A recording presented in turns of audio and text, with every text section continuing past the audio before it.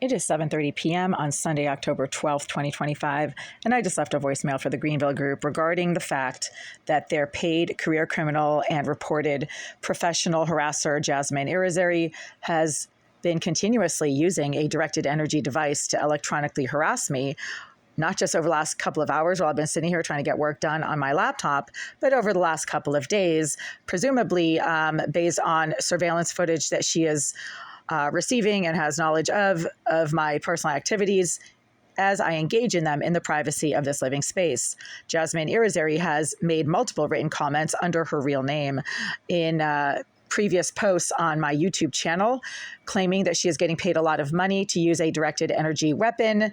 and that she has this directed energy weapon aimed at my head. That is exactly where I continue to experience these electronic attacks when I am engaging in maybe 3 or 4 very key basic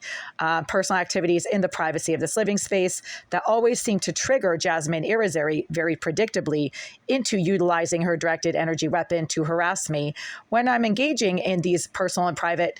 daily routine activities in the privacy of this living space. I am sitting here at my laptop and I've actually just had to shut it off because Irizarry's use of this directed energy weapon that her friend Christopher Thomas has referred to as a directed energy weapon, not a directed energy device, in written comments that Mr. Thomas made on my social media pages a few months ago, continues to impact the functioning of my electronics. This makes sense. A directed energy weapon is a laser that, instead of emitting light, as most traditional lasers do, emits electromagnetic output, which is actually Wi-Fi, or is used as Wi-Fi, and does affect the functioning of electronics. I've actually been unable to consistently use this laptop in this living space over the last few days because Jasmine Irizarry has been consistently and almost continuously using her directed energy device when I engage in certain very basic 3 or 4 key activities in the privacy of this living space. I've already reported what those 3 or 4 activities happen to be, and they're nothing weird or unusual, but they do seem to trigger Irizarry into getting all aggressive and disruptive with her directed energy device that she herself has admitted in written comments that she's getting paid to use on my person. One of those things is using the toilet. Another activity that triggers Irizarry into consistently using her directed energy device every single time I engage in this one activity is to take a shower. The other thing that really triggers Jasmine Irizarry, who happens to be a level 3 sex offender, into getting all assaultive and jiggy with her directed energy device is when I happen to lie on my bed and try to sleep or rest, and I'm on my back facing the ceiling. As I keep reporting, there are most likely surveillance devices around the curtain rods or the ceiling around my bed, and that is when this mentally disturbed obsessive sex offender Irizarry, along with her other obsessive sex offender friends like Jason DaCosta, Charles Thomas, Michael Collins, even Fanny Matchett. I don't think Fanny Matchett is a sex offender, but she gets violent and disruptive when I leave my unit and start going down the hall to try to use a common bathroom. So these hate stalking offenders are constantly exhibiting moment by moment, firsthand, real-time knowledge of my personal and private activities that I engage in the privacy of this living space, which means it's not a private living space. It is a public forum where the multiple BLM activists who are constantly engaging in stalking, harassment, and harm towards me. Right now, as I'm making this video, Irizarry is doubling down on her use of this directed energy device that I just reported in a voicemail to the Greenville Group has been used on me over the last few hours to prevent me from being able to do what I need to do in this privacy, in the supposed privacy of this living space, but they also engage in some harassment and harm outside of my unit when I step outside of my unit, and they have knowledge of my movements as I come and go in and out of this unit. Last week, I came home at 11:30 p.m. from a nice night out with friends to find a giant pile of trash dumped in front of my door. This is something that I've reported to the Greenville Group on multiple prior occasions where other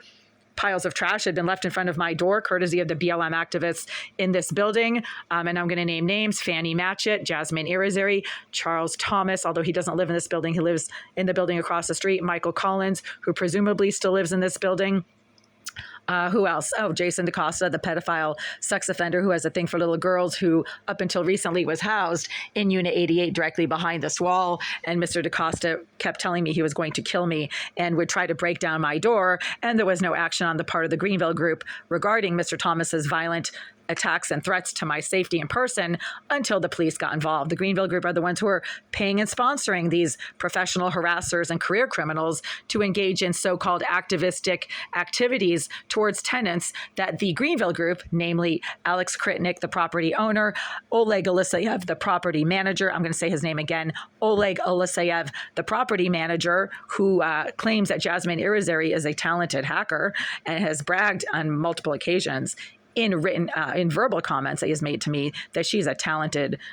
she's a talented that, she can get into anything, she can take care of any problem. And the result of that is that Ms. Irizarry's ongoing criminal acts and activities that are of a electronic nature, but also of a physical nature, continue to impact my ability to do what I need to do in the privacy of this living space, and always and almost